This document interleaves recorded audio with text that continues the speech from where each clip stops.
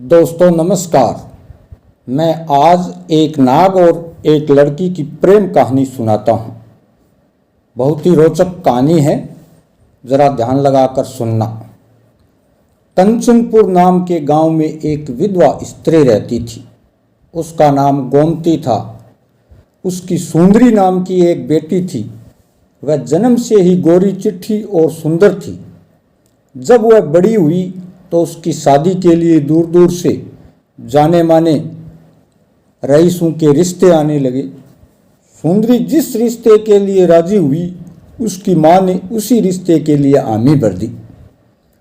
जिस दिन सुंदरी का शगुन चढ़ा, गोमती को उसी रात सपने में एक खतरनाक सांप दिखाई दिया।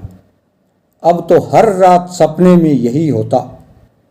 वह नाग फन फैलाकर डसने के बजाय उसके पैरों में अपना फन रखता, फिर उसे उसका वचन याद कराता। गोमती पसीना पसीना होकर डरी डरी सी उठ बैठती। माँ की यह हालत देखकर सुंदरी माँ से उसका हाल पूछती तो गोमती बहाना बना दिया करती थी।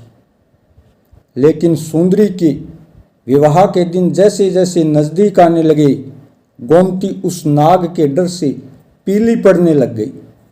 आखिरकार शादी का वह दिन आ ही गया। उसके एक रात पहले गोमती को उस सांप का सपना फिर आया। सपने में सांप चेतावनी दे रहा था कि यदि सुंदरी का विवाह किसी और से हुआ तो मैं सुंदरी को शादी से पहले ही डस लूंगा। अब तो गोमती और भी डर गई। उसे एक पुरानी बात याद आ गई। असल में सुंदरी जब गर्भ में थी तो गोमती को इमली खाने का लत लग गई। आए दिन वह नदी के किनारे लगे हुए इमली के पेड़ से इमली को तोड़कर ले आया करती थी। एक दिन जब गोमती इमली तोड़ने गई तो एक सांप उसके पैरों में कुंडली बनाकर लिपट गया। वह भयभीत होकर जमीन पर गिर पड़ी। शाम का समय था। दूर दूर तक उसे बचाने वाला कोई नहीं था। वह सांप मनुष्य के स्वर में बोलने लगा, माँ डर मत, मैं तुझे डसूंगा नहीं। तू बस मुझे यही वचन दे कि तेरी जो कन्या होगी तू मेरा विवाह उसे कराएगी। गोमती बेचारी मरती क्या न करती। वह अपनी जान बचाने के लिए उस सांप की शर्त को मान लिया और उसने अपनी होने वाली बेटी का विवाह करने का वचन दे दिया। 3 महीने बीतने के बाद जब गोमती ने सुंदरी को जन्म दिया तो वह सांप फिर गोमती के पास आया और उसे उसका वचन याद दिलाया। दिन बीतते गए। सुंदरी 15 साल की हो गई। वह बहुत ही निडर थी। जैसे उसके पिता रघुनाथ एक निडर सैनिक थे, सुंदरी अपने पिता के साथ नदी में तैरा करती थी। इस दौरान वह सांप भी सुंदरी के साथ पानी में तैरता रहता था, परंतु उसने कभी भी सुंदरी को काटने का प्रयास नहीं किया। उस सांप से सुंदरी को भी डर नहीं लगता था। लेकिन पिछले साल सुंदरी के पिता गुजर गए। पिछले साल मूसलाधार बरसात की वजह से नदी में भीषण बाढ़ आई। उस बाढ़ में रघुनाथ ने कई लोगों की जान बचाई, किंतु खुद प्रचंड नदी के प्रभाव में समा गए। गांव वाले रघुनाथ के उस परोपकार को नहीं भूले थे। सब उसकी बेटी की शादी में बढ़ चढ़कर हाथ बटाने की होड़ में लगे हुए थे। रघुनाथ के नहीं रहने पर गोमती ने नदी किनारे के खेत की देखभाल गांव के दूसरे किसान को दे रखी थी। वह स्वयं ना तो कभी उधर जाती थी और ना ही सुंदरी को जाने देती थी।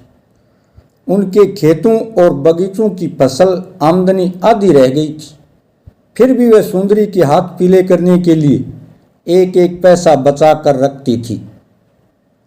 इन दिनों गोमती सुंदरी की देखरेख में बेहद सतर्क थी। उसकी लगन हो जाने के बाद भी वह उसे कभी अपनी आंखों से ओझल ना होने देती थी। सब कुछ ठीक होने की प्रार्थना देवी देवताओं से करती रहती थी। कई प्रकार की मनौतियाँ उसे मांग रखी थी। शाम को बारात आने वाली थी। तमाम रिश्ते नातेदारों से घर भर गया था। लेकिन सुबह ही बिना बताए सुंदरी अपनी दो सहेलियों के साथ कुछ ही दूर नदी तट के अपने खेतों की तरफ निकल गई। गोमती उस समय गांव से दूध लेने गई थी। गोमती जब घर लौटी तो पता चला कि सुंदरी अब तक नहीं लौटी है। ये सुनकर गोमती चीख पुकार मचाती हुई उल्टे पांव नदी की ओर दौड़ पड़ी। गांव के तमाम लोग उस दुखिया माँ की गुहार पर उसके पीछे दौड़ते भागते जब नदी के किनारे पहुँचे तो वहाँ विचित्र सा दृश्य था। एक काला भुजंग सुंदरी के गले से लिपटा हुआ था। सुंदरी अपने बचाव के लिए चीख पुकार रही थी। गोमती रोती हुई केवल यही कह रही थी, सुंदरी बेटी क्या करूं, तेरी माँ ने इमली के बदले कसम खाई थी। कई साहसी तैराक नदी में कूदे भी, लेकिन उस भयानक सांप की फुंकार से डरकर वह सुंदरी तक नहीं पहुंच पाए। नदी के इस पार भीषण कोहराम मचा हुआ था।